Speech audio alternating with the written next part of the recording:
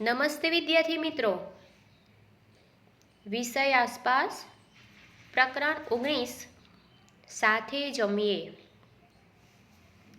સાથે જમીએ તેના પરથી તમને થોડો ખ્યાલ આવતો હશે, બરાબર? તો તમે પણ સાથે જમો છો ને? કુટુંબ સાથે આપણે રોજ, તમે બાળકો રોજ શાળાએ આવો છો તો ટિફિન લઈને આવો છો, તો બપોરનું જે ભોજન છે એ તમે તમારા શાળાના જે મિત્રો છે વર્ગમાં સાથે બેસીને જમો છો, બરાબર ને? તો એ સાથે બેસીને જમવું ખૂબ સારી વાત કહેવાય મિત્રો. અને સાથે બેસીને આપણે જમીએ તો એકબીજા સાથે આપણે આપણી જે એકબીજા પ્રત્યેની જે લાગણીઓ છે, સારા ભાવો વ્યક્ત થાય, એકબીજાને મદદરૂપ થવાની ભાવના વિકસે વગેરે આપણી અંદર સમૂહ ભાવનાનો વિકાસ થાય છે. એવી જ રીતે આપણે ઘરમાં પણ તમે તમારા કુટુંબ સાથે, તમે દિવસ દરમિયાન તો તમે શાળામાં આવીને મિત્રો સાથે જમો છો, તો એકવાર આપણે રાતનું જે ભોજન છે એ આપણા કુટુંબ સાથે લેતા હોઈએ છીએ. સાથે મળીને જમવાનો તેનો આનંદ અનેરો હોય છે.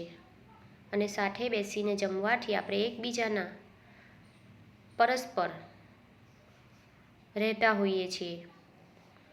તો મિત્રો, એવી જ રીતે આપણા જીવનમાં તહેવારો અને ઉત્સવો પણ આપણી જીવન સાથે વણાઈ ગયેલા છે, બરાબર ને? આપણે ઘણા બધા તહેવારો શાળાની અંદર, તહેવારો જે ઉત્સવો આવે છે એ આપણે ઉજવતા હોઈએ છીએ. અને તહેવારો ઉત્સવો આપણા જીવનમાં આનંદ ઉલ્લાસ લાવે છે. તો શાળામાં પણ આપણે ઘણી બધી પ્રવૃત્તિઓ કરીએ છીએ, ઘણા તહેવારો ઉત્સવો બધા જ ઉજવીએ છીએ ને, અને સાથે મળીને ભાગ લઈએ છીએ બધા, તો કેટલો આનંદ મળે છે, બરાબર ને? તો એવી જ રીતને આપણે જે બધા દિવાળી છે, નવરાત્રિ છે, ઉત્તરાયણ, હોળી, ધૂળેટી વગેરે જે તહેવારો ઉજવીએ છીએ, બરાબર? તો એમાં આપણે આપણા સમાજના લોકો કે આપણા બધા જ આસપાસના બધા જ લોકો સાથે મળીને આ બધા તહેવારો ઉજવતા હોઈએ છીએ. તો આપણે એકબીજાની સાથે આપણે ઉત્સવોમાં આનંદથી ભાગીદાર થઈએ છીએ. તો આ પાઠની અંદર આપણે આ પ્રમાણે વાતો જાણવાની છે. અહીં તમારા જેવા બાળકો છે એ ઉજાણી કરે છે, તેમના વિશેનો એક પ્રસંગ આપવામાં આવેલ છે. તો ચાલો આપણે જોઈએ. વર્ગમાં ઉજાણી. વેકેશન પૂરું થયું, આજે શાળા શરૂ થઈ. શાળાઓમાં કેવી મજા કરી, સૌ વાતો કરે છે. મીના કહે, તારા હાથમાં મહેંદી કેમ મૂકી છે? આરતી કહે, મારા કાકાના લગ્ન હતા એટલે. મીના કહે, અરે ખૂબ જ મજા આવી હશે. આરતી કહે, હા, મજા જ મજા, સાથે જમવાની પણ મજા. રેહાના કહે, આપણે આપણા વર્ગમાં પણ સાથે જમીએ તો? ડેવિડ કહે, મજા આવશે, ચાલો એમ જ કરીએ. સહુએ વર્ગમાં ઉજાણી કરવાનું નક્કી કર્યું. બધા બાળકો ઘરેથી શું શું લાવશે એ કહેવા લાગ્યા. બધાએ વસ્તુઓ લાવી. શનિવારે ખરેખર ઉજાણી કરી. જાત જાતનું ખાવાનું મળ્યું. બધા સાથે રમ્યા, ગીતો ગાયા અને નાચ્યા. શું કહે છે બાળકો કે વેકેશન પૂરું થયું અને આરતીના કાકાના લગ્ન હતા, તેથી આરતીએ હાથમાં મહેંદી મુકાવી હતી. તો એમાંથી વાત કરે છે બધા બાળકો. તમે પણ એ પ્રમાણે વાતો કરતા હશો, કરો છો ને? હા. તો શું કહે છે અહીં કે આપણે પણ સાથે જમવાની કેવી મજા આવે છે, કહે છે બાળકો. ત્યારે કહે છે કે હા, તો ચાલો આપણે પણ વર્ગમાં એક ઉજાણી કરીએ, જેમાં આપણે ઉજાણી કરીએ તેમાં શું કરે છે બાળકો, તો કે સાથે દરેકના ઘરમાંથી જુદું જુદું ખાવાનું લાવતા હોય છે, બરાબર, અને સાથે બેસીને જમે છે. ત્યારબાદ ગીતો ગાય છે, થોડો ડાન્સ પણ કરે છે, હા, અને મોજ મસ્તી બાળકો કરતા હોય છે. તો એ પ્રમાણે વર્ગમાં એક ઉજાણી કરવાનું બધાએ નક્કી કરે છે, અને બધા બાળકો ઘરેથી શું શું લાવશે તેની આગળથી વાતો નક્કી કરી લે છે કે કોણ શું લાવવાનું, શું, બરાબર.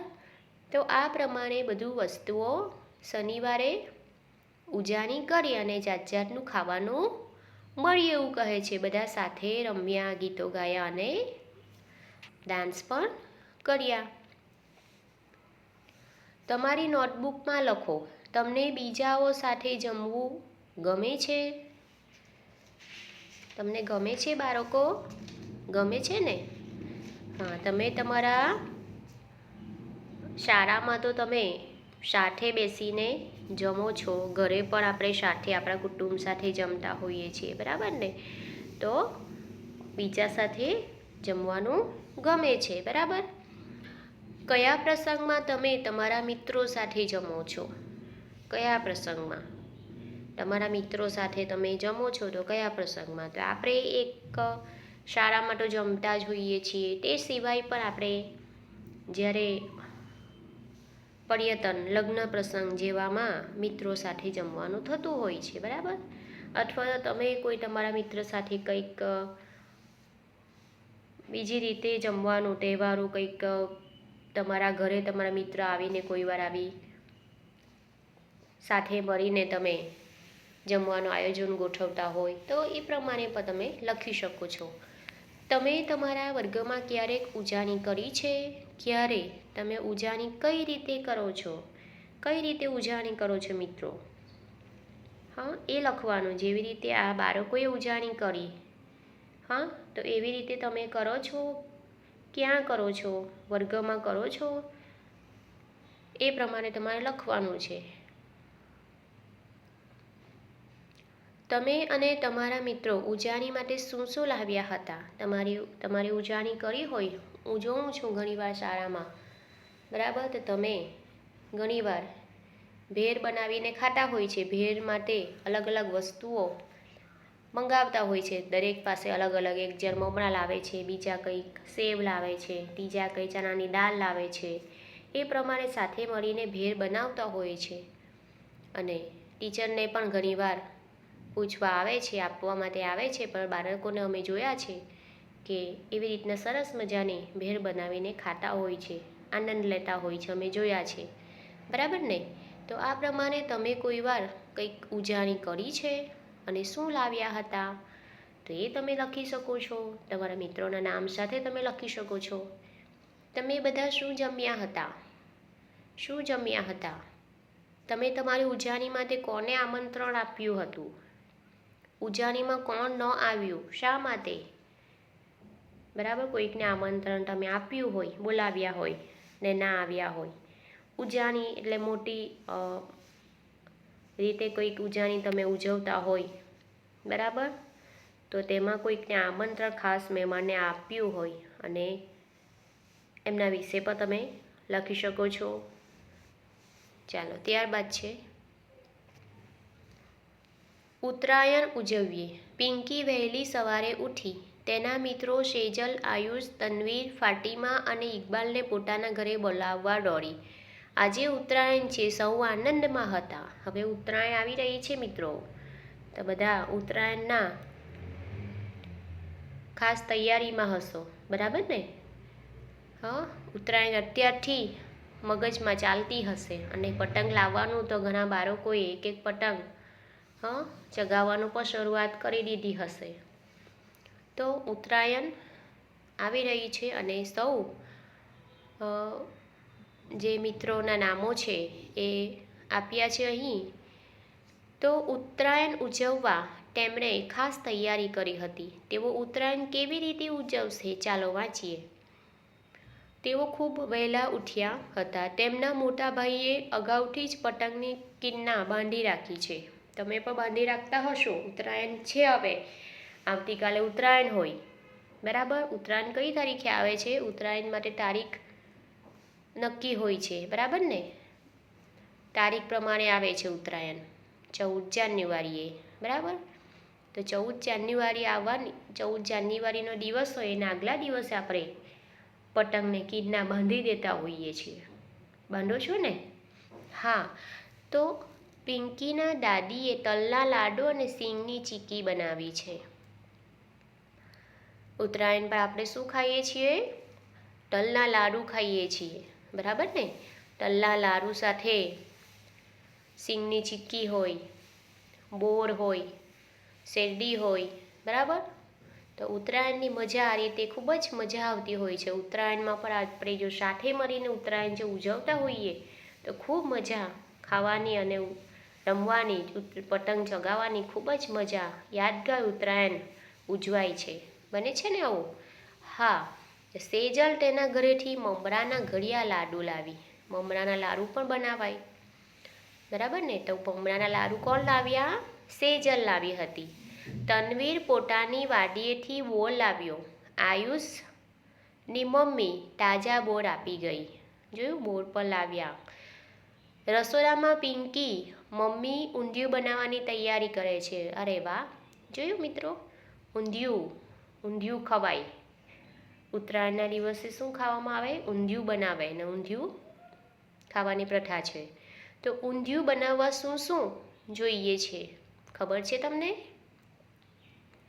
ઊંધિયું બનાવવા શું શું જે શાકભાજીઓ જોઈએ છે? એમાં ઊંધિયું બનાવવા માટે શું શું શાકભાજીઓ જોઈએ છે ખબર છે? ચાલો આપણે જોઈએ. ગવાર, વાલોર અને રીંગણ, બટાટા અને ટામેટાં પણ ખરા, કેપ્સિકમ એટલે કે શિમલા મરચાં, લીલા ધાણા અને આદુ જેવા મસાલા પણ જોઈએ. શક્કરિયા, સૂરણ અને રતાળુ વગર તો ઊંધિયાની મજા જ નહીં.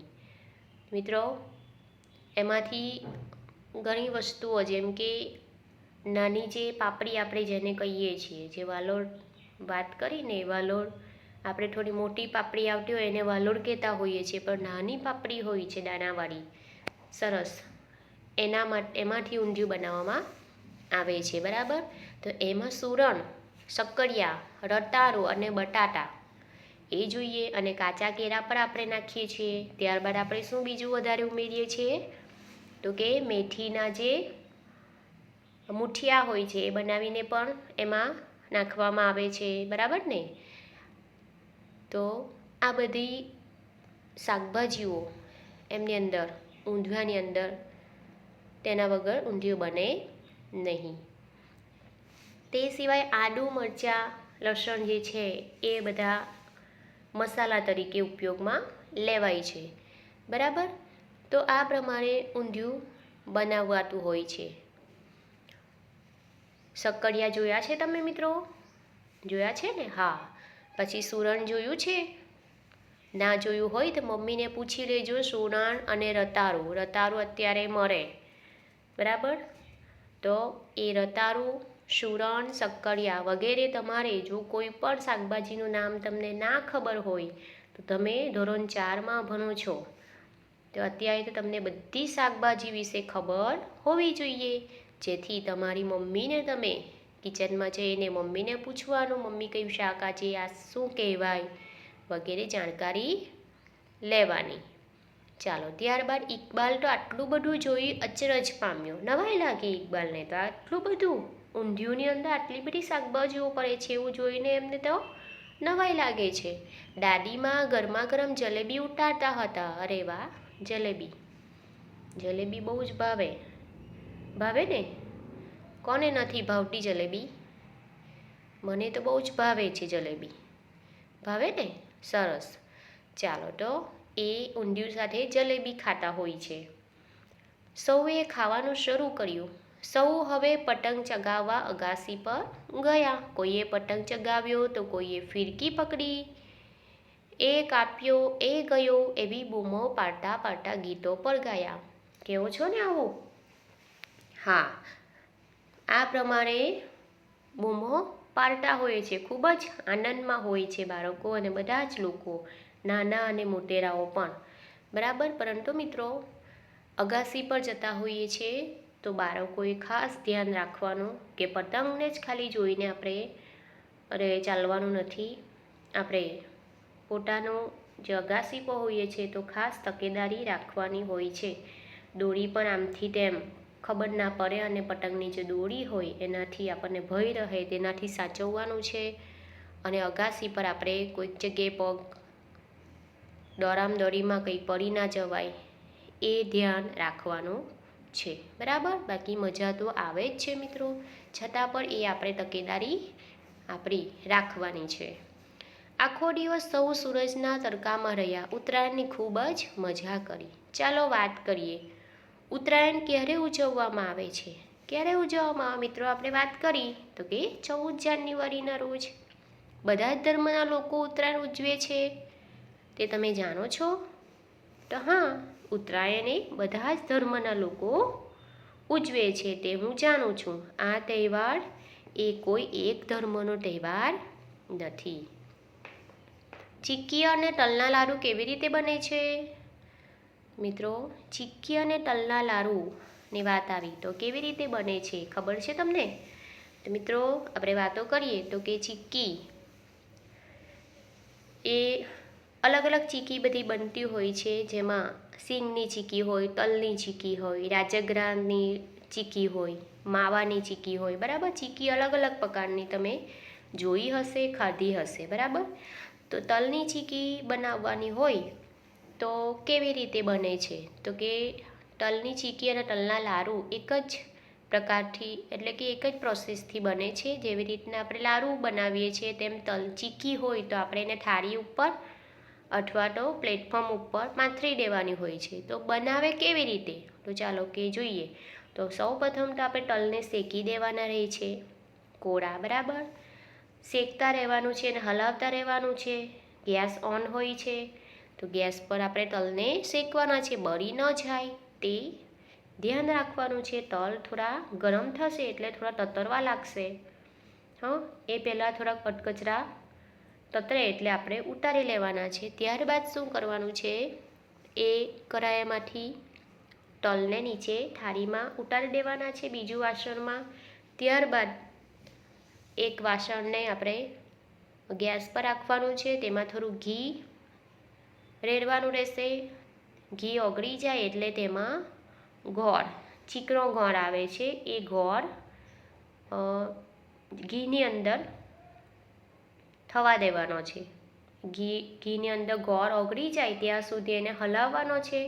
ઓગળે પછી પણ થોડીવાર એને હલાવવાનું છે, થોડીવાર એને થવા દેવાનો છે.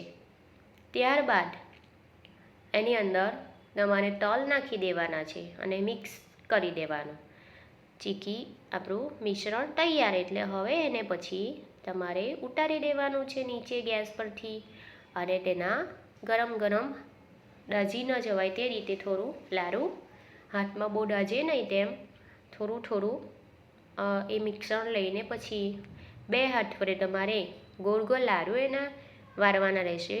જો લાડુ ના વારો તો એને પ્લેટફોર્મ ઉપર ચીક્કી બનાવવી હોય તો એકદમ ચીકણો ગોળ જોઈએ મિત્રો. લાડુ કરતાં પણ વધારે ચીકણો ગોળ ચીક્કીની અંદર જોઈએ. તો એ ચીક્કીનો ગોળ આવે એ લાવવાનું હોય છે અને એને એ રીતના જ બનાવીને પ્લેટફોર્મ આપણું જે સ્ટેન્ડિંગ છે, રસોઈ બનાવતા હોય છે એ પથ્થર ઉપર બરાબર સાફ કરી દેવાનો પથ્થરને અને પછી એના ઉપર થોડું ઘી નીચે પાથરી દેવાનું અને એના પર આ જે મિશ્રણ છે એને થપથપાવી દેવાનું છે, એકદમ પતલું પાથરી દેવાનું છે. ત્યારબાદ એના ચટકા પાડવાના રહેશે એટલે ચીક્કી તૈયાર, બરાબર. અને ચીક્કી ના બનાવી હોય તો આ જ પ્રમાણે તમારે ગોળ લાડુ વાળી દેવાના છે. તો આ પ્રમાણે તલના ચીક્કી, તલના લાડુ બને છે. ચાલો, અત્યારે હવે ઉત્તરાયણ આવવાની છે તો તમે મમ્મી બનાવશે એ જોજો, બરાબર. ત્યારબાદ છે તમારા ઘરે ઊંધિયું ઘરે બનાવો છો કે બહારથી લાવો છો? મોટાભાગે શિયાળાની અંદર શાકભાજી ખૂબ જ સારી મળતી હોય છે મિત્રો. તો ઊંધિયું એકવાર દરેકના ઘરમાં લગભગ બને છે, મને ખ્યાલ છે ત્યાં સુધી, બરાબર. અથવા ના બનતું હોય તો બહારથી લાવીને તો એકવાર ખાતા જ હોઈએ છીએ આપણે, બરાબર. ઊંધિયાની મજા એ શિયાળાની અંદર જ વસ્તુઓ મળી રહે એટલે શિયાળામાં જ ખવાતું હોય છે, બરાબર. તમે લગ્નમાં પણ જશો તો ઘણા લગ્નની અંદર શિયાળામાં થાય તેમાં ઊંધિયું એક શાક તરીકે ઊંધિયું બનાવવામાં આવતું હોય છે, બરાબર. તો એ ઊંધિયું વિશે તમારે લખવાનું છે કે ઊંધિયું તમે ઘરે બનાવો કે બહારથી લાવો છો, બરાબર. ઊંધિયું બનાવવા અગાઉથી શું શું તૈયારી કરવી પડે? ઊંધિયું બનાવવા માટે અગાઉથી તૈયારીમાં મિત્રો એવું કરવું પડે કે જે પાપડી હોય છે એને લાવીને આગલા દિવસ આપણે કંઈ લાવ્યા હોય અથવા તે દિવસે લાવો, બરાબર. તો એમાં એને સમારીને રાખવાની હોય છે. શાકભાજીને સમારવી તો પડે ને, પાપડી હોય તો એને સમારવી પડે. આદુ મરચાંની પેસ્ટ અને એવું કરી રાખવું પડે. તો આગળથી તૈયારી આ પ્રમાણે બધી જ કરી દેવાની હોય છે, બધી જ શાકભાજીઓને સમારીને, બરાબર. ત્યારબાદ આપણે પછી એને કરી શકાય. તો મિત્રો હવે આપણે આજના વિડીયોમાં અહીં અટકીએ છીએ. આજે ખૂબ જ સારી વાતો, ઘણું બધું આપણે આ પાઠની અંદરથી જાણકારી મેળવી, બરાબર ને. અને જો ના જાણકારી હોય તમને તો તમે આ મમ્મી ઘરે બનાવો છો તેમના પાસેથી માહિતી મેળવી શકો છો, બરાબર. તો તે પછી એના પછીનું આપણે વાતો, એના પછીનો જે મુદ્દો છે, પ્રશ્નો છે, એ આપણે નેક્સ્ટ વિડીયોની અંદર જાણીશું.